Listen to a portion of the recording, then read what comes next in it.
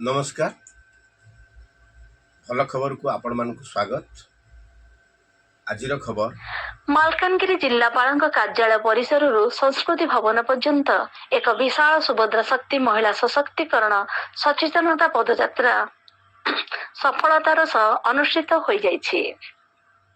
सामाजिक परिवर्तन एवं महिला मानक स्वावलंबी करने लक्ष्य रे आयोजित एक कार्यक्रम को जिला परिषद अध्यक्षा समारी टांगलू और जिलापाल प्रथमेश अरविंद रासिके शुभारंभ करथिले।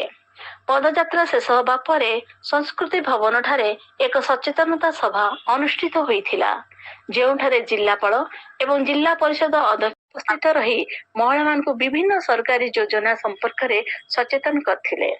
पदयात्रा एवं परवर्ती सभा समय महिला मानक मध्य अभूतपूर्व उत्साह देखा मिलता, जहाँ आगामी दिन में एक सशक्त और प्रगतिशील मालकानगिरी गठनर सहायक हेब।